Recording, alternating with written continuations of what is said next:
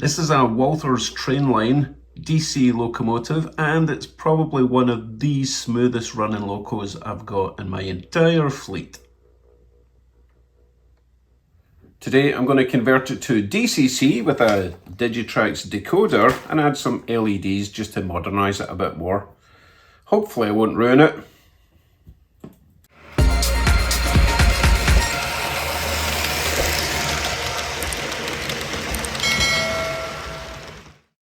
Hello YouTubes, this week on Tune Up Tuesday I'm going to fit this DH126D decoder chip into a Wathers Trainline.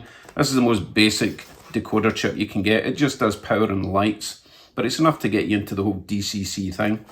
I've fitted this to a couple of Wathers previously. I've no idea how to fit it to a Trainline. Hopefully it'll be a bit easier than the Wathers because we don't have to isolate the motor. Or do we? Let's find out. So this is not the most detailed model you will ever get, but the Walthers Trainline range seems to be pretty decent. Really heavy, really good runners. I've actually got another 2 Trainlines. This was the first Trainline I got at a show when I first got into the hobby way back in April. Not very long ago. Again, it's a Walthers Trainline, heavy, very smooth runner. And I got this one recently at a train show, heavy, great runner, so that they do have consistency with their models. Right, let's see what we're going to do to this. How do we open it? I am guessing there are screws there, Phillips screw, one there, one there, one there, one there. And I'm hoping that I can undo them, remove the lot, and we can get working. A couple of things I want to do. I want to change the front light to an LED. I also want to drill out these little holes here and here and add a couple of LEDs for ditch lights. It does have a light at the back. Again, I need to change that to LED. I'm going to remove the front coupler. I never pull things with this kind of loco, so we can remove that. Probably do that first so we don't break it, because this coupler is actually in reasonable condition. I tell a lie, it's not working very well. But still, couplers are expensive. It's worth taking that out, put it somewhere safe. Okay, let us begin.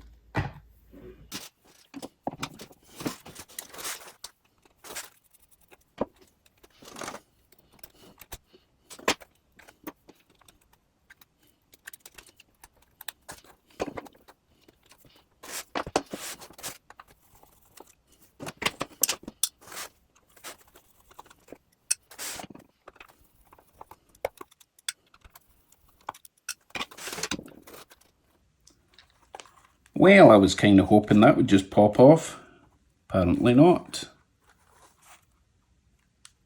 Still totally solid. Let's remove this.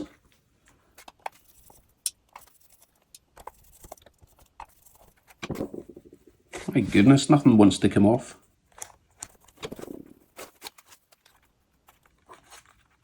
Oh, here we go, here we go. Rear coupler assembly just came out. Okay, so I think that, I didn't need to take these out, by the way. We have wires with bulbs. Luckily, they're in little clips, I can remove them.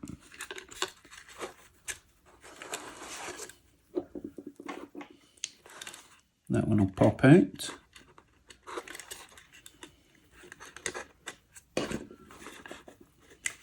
Like so.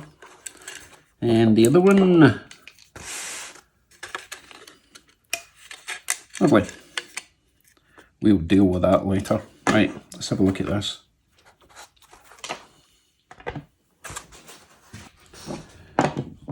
So as you can see, we have a nice little circuit board on the top, which should make wiring much easier. And also when I have the decoder installed, it can just sit in the top with a bit of double-sided tape or whatever, and it's not going to foul any motor or drive gear.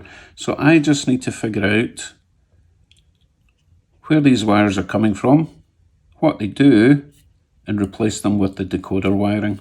So give me a minute to decipher everything. Obviously the black and the red at the front and the back are the lights. So I have blue there, black there, blue there, red there, blue there, black. Hopefully it all makes sense. So give me a minute to study this. I'm going to remove this circuit board because I think there's more than meets the eye. I don't think it's just a simple power bar going across there. So that would be one side of the rail, goes along here, goes to one side of the motor, one side of the rail, front and back here, goes to there, and goes to the other side of the motor, but there's something going on underneath. So let's take out these 4 screws and we'll have a look underneath, because I think we might have capacitors and stuff going on in there. And I'm not sure if I'm going to be able to use them with the decoder.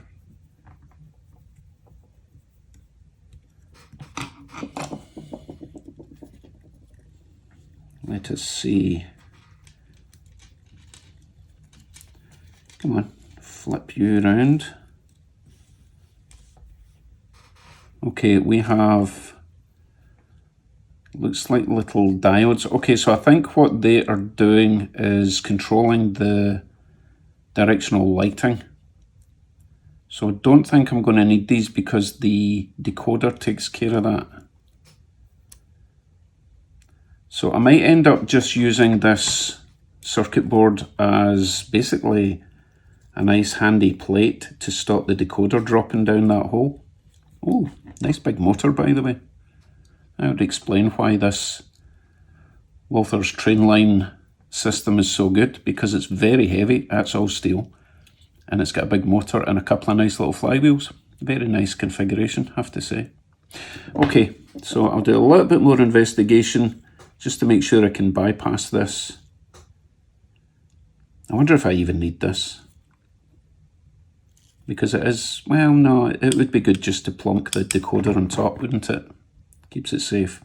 Right, a little bit more investigation. I'm pretty sure that these little plastic things here are just little caps that come off like so, just to protect your little soldered wire. Nice system, but it can be nicer. Okay, here's the plan. I am going to use this board, but I'm going to remove most of the wires from it. And I'm going to take out these little diodes, and I could probably use them in a future project and something else. So let's start by removing all these little plastic caps. So I'm using this as partly a structure to stop my new decoder falling down there, but also it's quite handy as a sort of bus bar, because the rear power pickups connect there and there, and the front there and there. And normally they combine here and send power to the motor, but I'll be bypassing these two and the signal will be coming from the decoder. So let me remove all of this and it will actually make more sense, hopefully.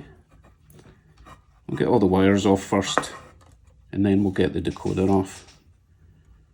I pretty much know where everything is going. I'm going to be replacing these incandescent bulbs with these LEDs, which have got built-in resistors, and I've checked, and these LEDs will just pop in place instead of them, so that makes life easier. I don't think I'll be doing the ditch lights at the moment. I really would like to just get this whole thing up and running. Okay, so let us remove some wires. I'll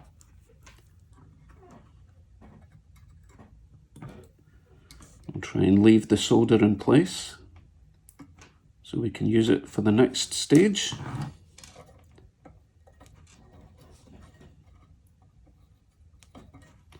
If you don't have a soldering iron, you really need to get one. It's the handiest thing in the world.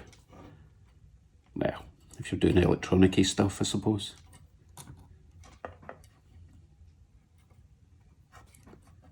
And also, get a good one. This is the third one I've gone through, because the last two were just the wee cheapy budget ones.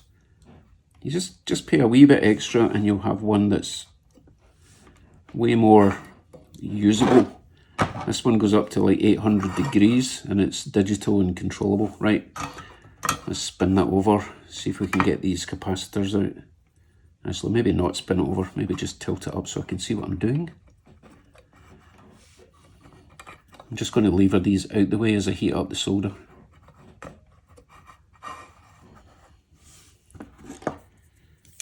of pliers on the underside.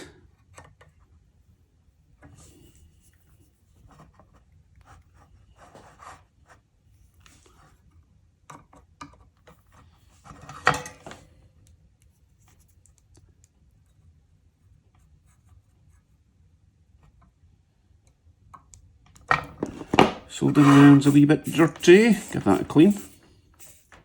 Always helps. Possibly a wee bit more power for the circuit board. It's a bit thicker than your regular little connections.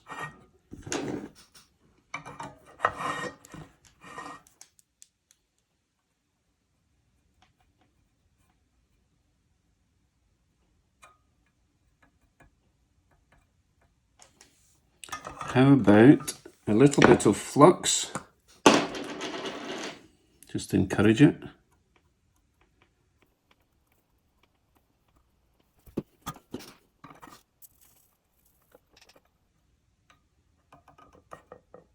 Goodness, it does not want to come out. Let's see if we can lever this out the back as we heat it up.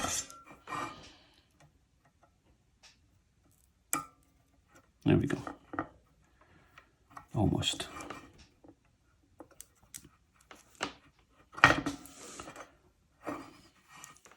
One side.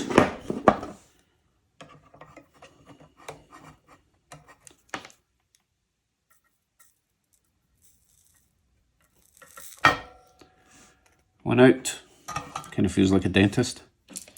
But that's so we're safe for the next project. Right, let's get the other one out. Screwdriver technique for levering.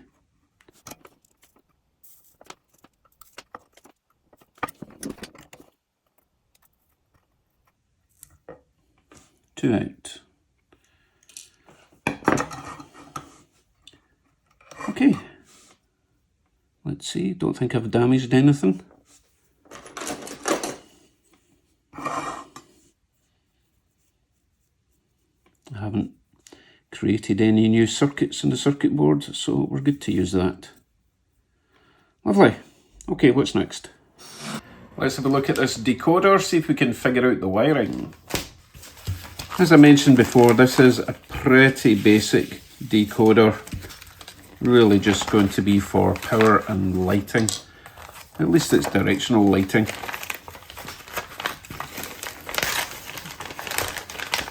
Oh, don't tear the instructions, might need them. Well, I'll definitely need them because I've forgotten how to do it. It's been a few weeks since I did the last one. So this just plugs in. It can only go in one way. So let's make sure we get it in the right way. So that goes in there. The idea being that you can unplug this and plug a different decoder in with more functions. It's quite a lot of wires here. We only need like half of them. We need the power going into the decoder, which is like 2 wires. Not necessarily the wires I'm pulling out, I'm just doing this for illustration purposes. So there would be 2 wires going in, so that would be like your left and right track feeds. 2 wires going out to the motor, so that's power in, power out to the motor. 1 wire to the front light, 1 wire to the back light. Let's just choose any colour at the moment, don't hold me to this. And there would be a common ground, or a common positive, whatever it is, for the lights.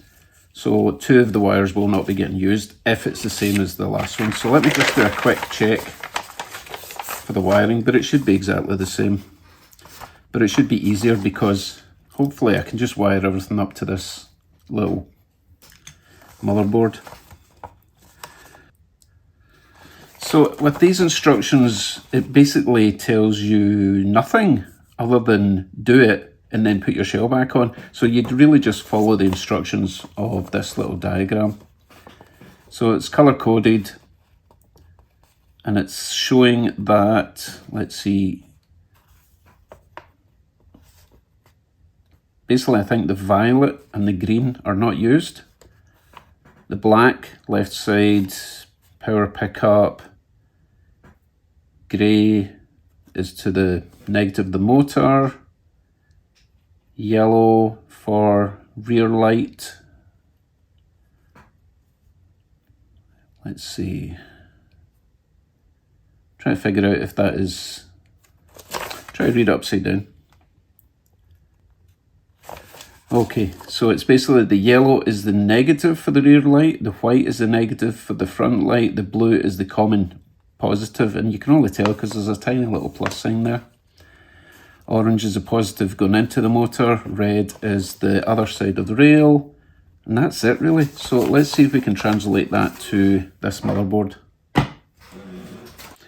Let's start by putting this motherboard back on actually, because the only reason I took it off was to get access to the bottom for the diodes. I think I called them capacitors earlier on, but obviously they're not capacitors.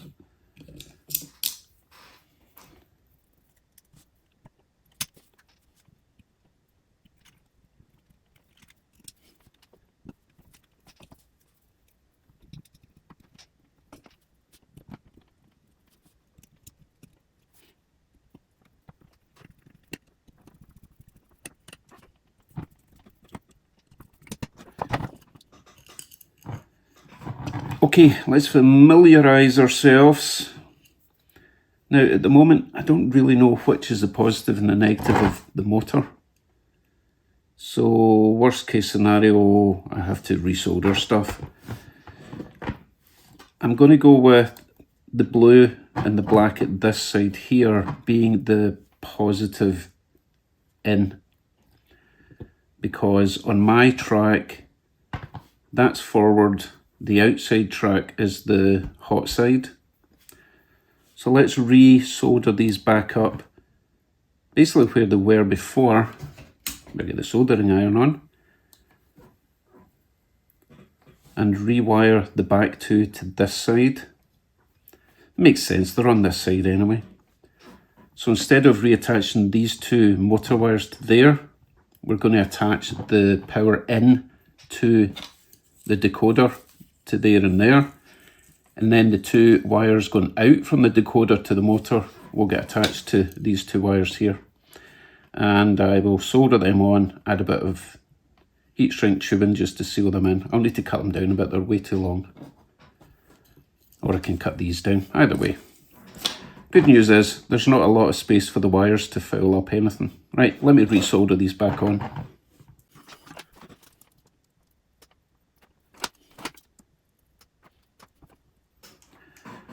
Just realised I'm going to have to put those little caps back on, so these wires actually need to get soldered in the way like that.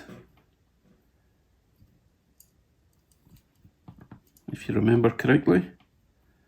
We'll do one first just to make sure I'm not messing this up, but I think this wire should go in there.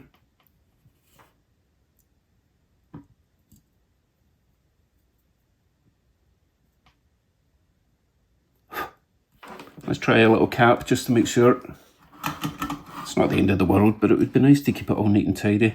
So these little caps have got a little slot in the top. Just keeps it all nice and neat, like so. Okay, I'll do the same with the other three.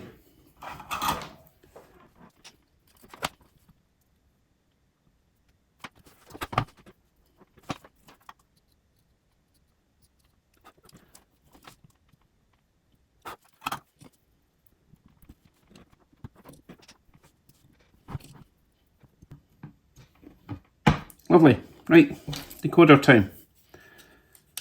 Let's see which way round. Oh, let's chop the wires down to where we need them. But I think we're going to put this probably a bit there. It's going to have to attach from the decoder to these two. Actually, we could make these wires very short, because for the power in, I can attach to there and there. The power out is here and here. Really short. Although I do need to connect the lights. Okay, you know what? Let's get a couple of wires out of the way. According to this, we don't need the violet, we don't need the green. So that's it. The outside edges. So let's just I'm not going to chop it too low or too close, just in case I do need them, although it specifically says I don't need it, so let's get it out of the way. So that's the green and the violet out the way. Can use them for a future project.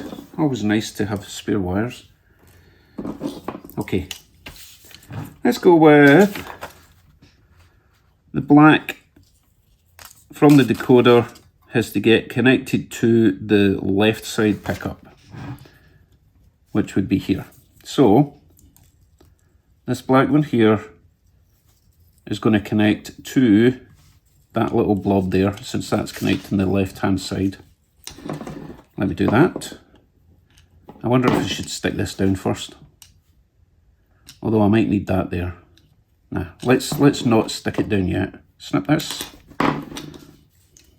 trim this. This is very fine. I don't know if my wire snippers will cut it or strip it neat enough.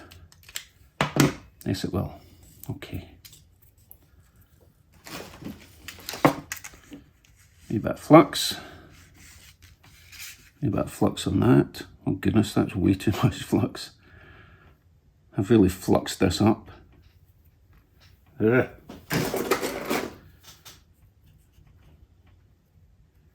Okay. Bit of solder. Suppose I should actually... Oh no, there should be enough solder on this. And again, it's got a wee cap to go on, so pointing that in the way.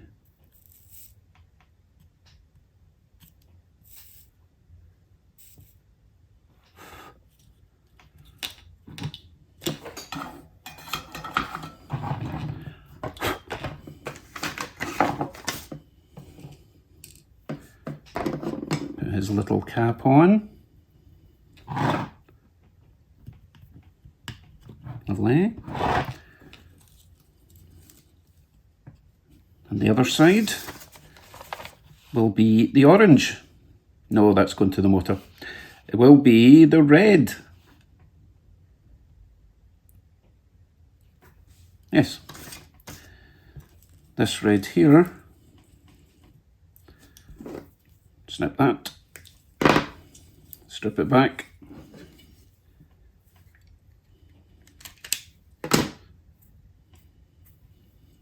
Wee bit of flux.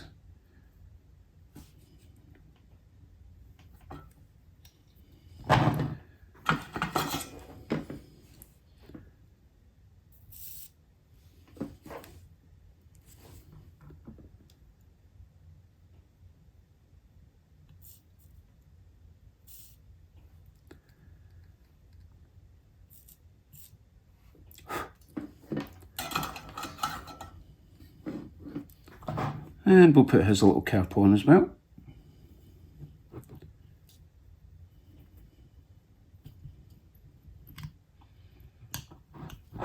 Okay, right, quick summary so far. We have used our black and our red wires to pick up the power from the left and the right hand side of the track. Okay. Next, we are going to do, let's do the power to the motor. So we are going to want the grey goes to the negative side of the motor and orange goes to the positive.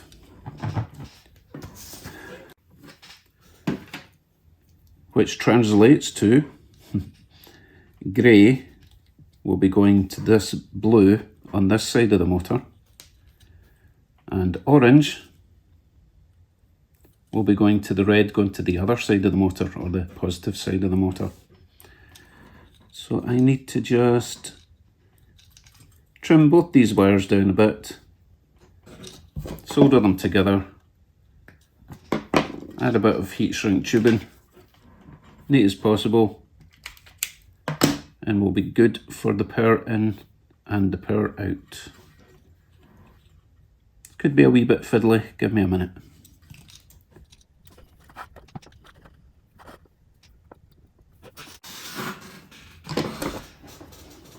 sure you have your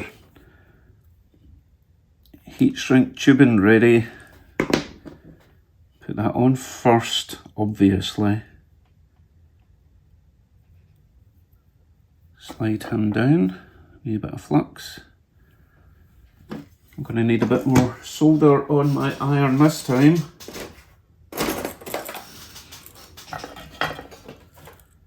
Oh, don't you just hate it when it falls down the tube? Ah.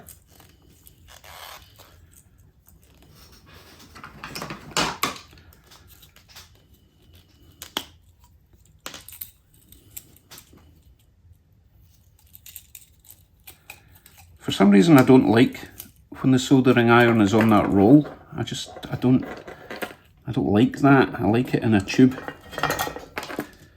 Okay, have some. Plenty.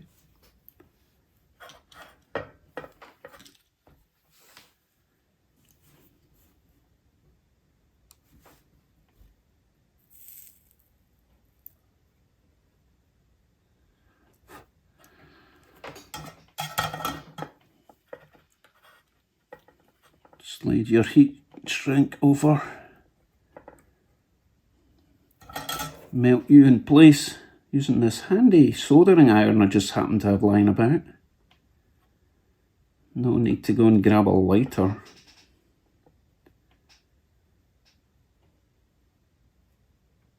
Okay, let us now do the same with the orange wire, which is going to the red. Cut that down. Strip it back a little bit.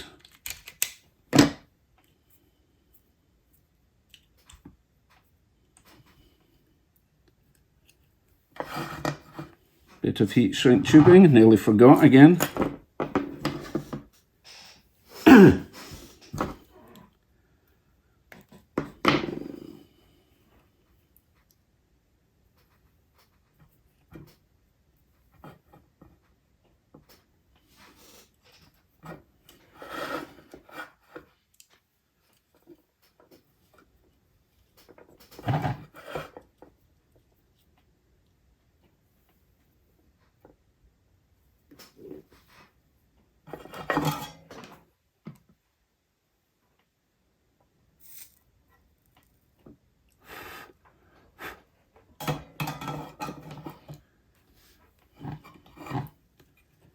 Get your heat shrink over there.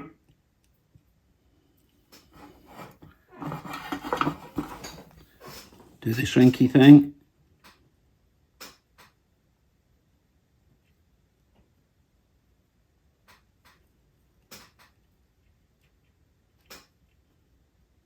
Lovely. So that's the main power in and power out ready. Next up, we've got 3 wires left. I believe the white one goes to the front light, the yellow one goes to the rear light, negatives, and the blue is a common positive. So what I think I'll do, I think I will get my new LEDs wired up, front and back, and then we can take a feed from wherever they are connected. Let me just double check that before I do something silly. Now, I was going to wire up these to this blob of solder here, maybe this blob, but there's no point. Basically, the red wire from both of these pretty much gets attached together. Nope. Yes, they get attached together and then they get attached to the blue coming from the decoder. Black wire from the front gets attached to the white wire. Black wire from the rear bulb gets attached to the yellow wire. So, you know what, if I cut them short enough, it should keep it all neat. So let's start with sticking this decoder down onto this base, if there's enough room there. I wonder if I've got enough height. I mean, it doesn't look like a lot of height there. Tell you what, I'll do that first if I use the hot glue, then I can always peel it off. It's not the end of the world. But I think in there, and then we're not over a blob. Now, let's try that. And then we'll try the shell on top, make sure it's going to work. If not, I'll peel it off.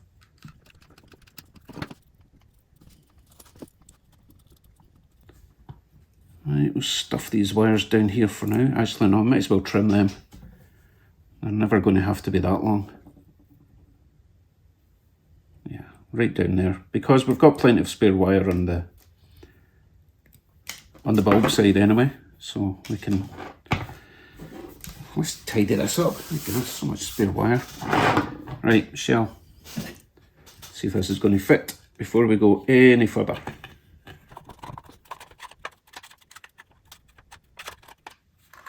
Oh, no problem at all. Okay, we can continue. So let us strip these wires back. I'll do the same connection as I did before with the heat shrink tubing, soldering.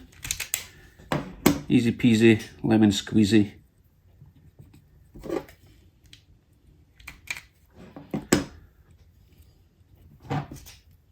So, how much space do we need? We need enough wiggle room so that if we pull the shell off, it can lie on its side, but I don't want so much that it's fouling up the area.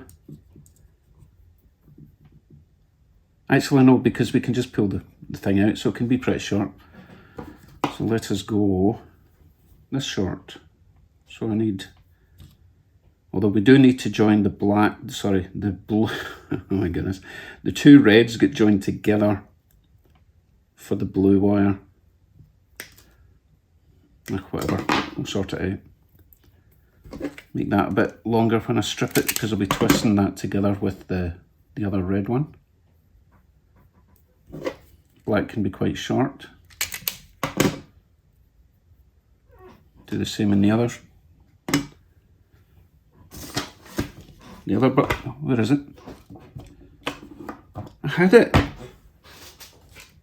Oh, here he is.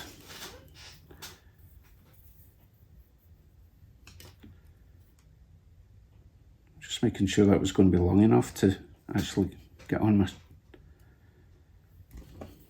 Let's make the other one a wee bit longer just in case. Yeah, because that's got to reach away to the back.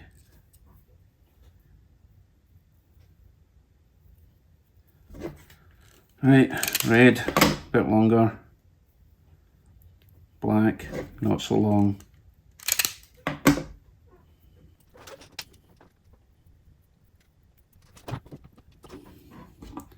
So my two reds are getting twisted together now. I need to be careful because we still need to attach the blue wire and then get some heat shrink tubing over it. Let's see what's the best way to do that.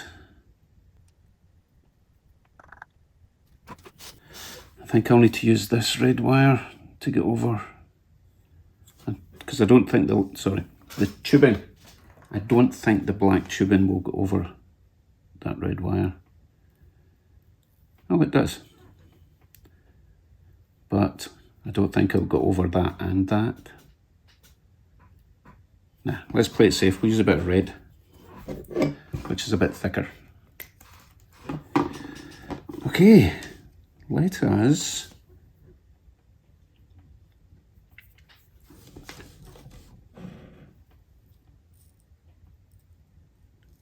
let's join this blue with this red, first of all.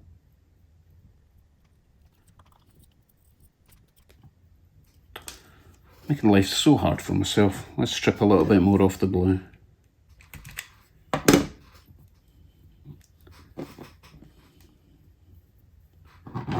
Join that with the red first of all. Let's solder those two together for now.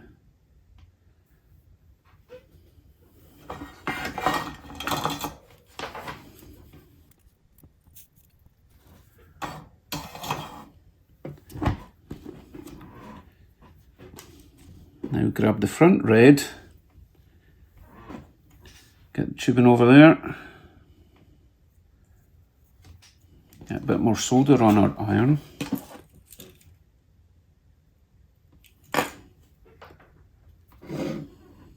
Get a bit of tinning on that.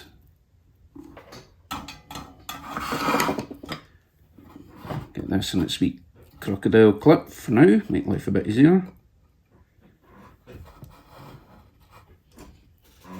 Join the red to the red and the blue.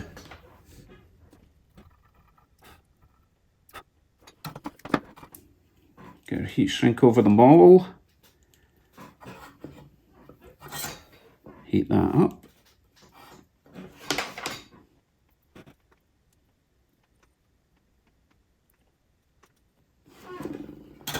So that's our common positive, the blue one.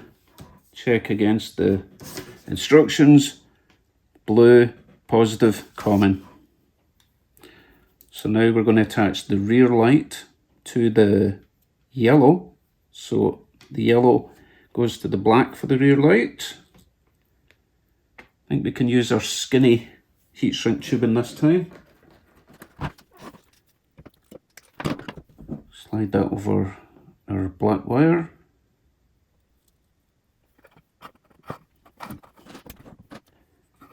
We can connect our yellow to our black.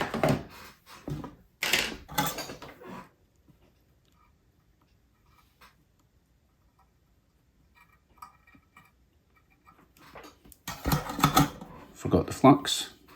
So important to add a bit of flux. Just encourages everything to work.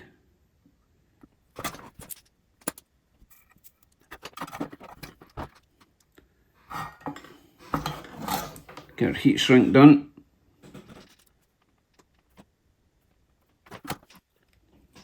Now for the white wire.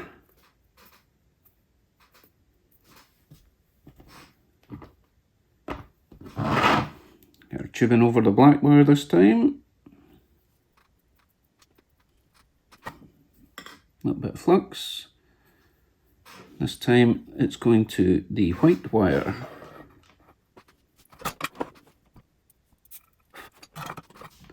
And finally, heat shrink over both of them. Shrink them down.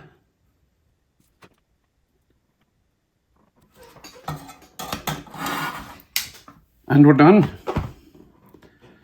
Just hope I've left enough room for the lights. I don't think I have. That one's going to go there, that one's going to go there. Yeah, I may need to extend this red wire. I was just being a wee bit Scottish with the amount of wire I had. No. Nope, I need to extend it by about 2 inches. Wow, really messed that up. Give me a sec.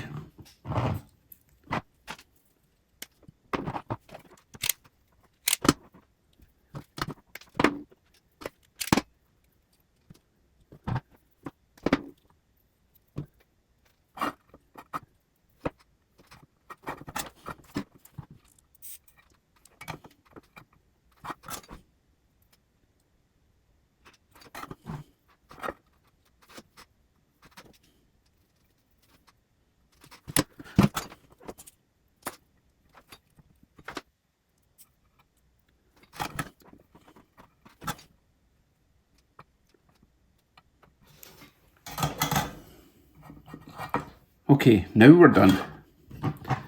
So you are allowed to make mistakes. As long as you can figure out how to fix your mistakes, you're good.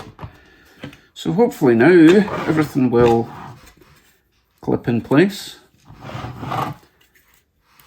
This bulb here needs to go in that little clip in there.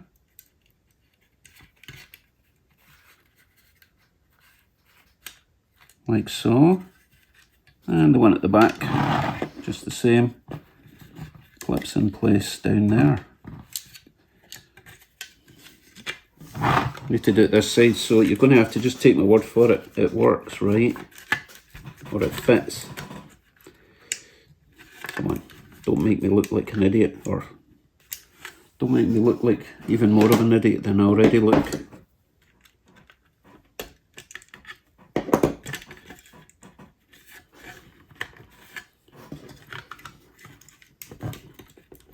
Okay, my bulbs are in. Let's get this cover back on.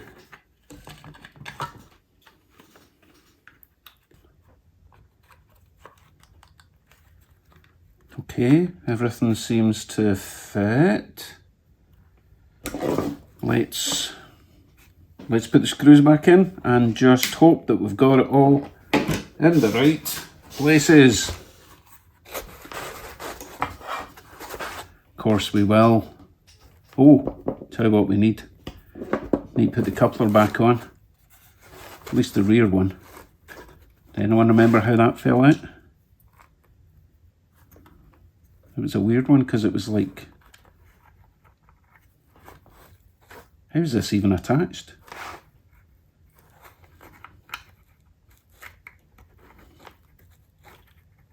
Oh, it was just sitting like that. Oh, that's a weird one.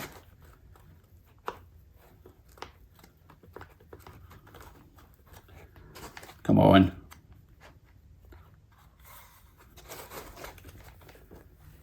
This is very strange.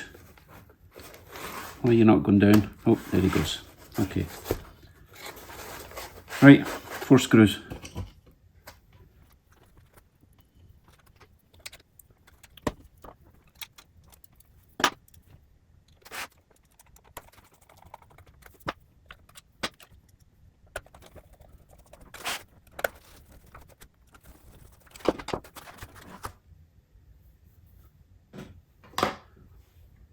I do believe we're done. Let's go over to the track, see if it works. I'm sure once you get used to doing these decoder installs, you can do it a lot faster than me, but I get confused easy. Right, so we need to switch it to DCC, and it should be on number 3 by default. Oh, there it goes. So we're on number 3. Give it a tiny bit of power. Lovely. So it's moving nice and slow. I was worried it wouldn't have a very good crawl speed, but it does seem to jump up from that speed to that, and I was only moving it like microscopically. And I think it's down to this, it's not down to the decoder. So once I install the DCC EX system, it should be fine. Certainly seems quiet enough. Make sure reverse works.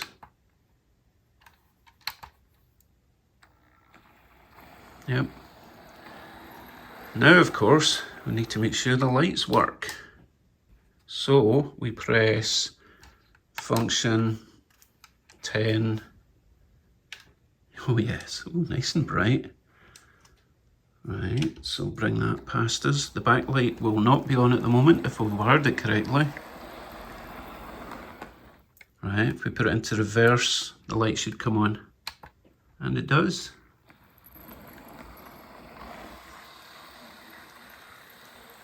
Good. Main thing is it's still nice and quiet. I was worried it might buzz, but it seems fine. Right, off you go. Off you go on your wee journey.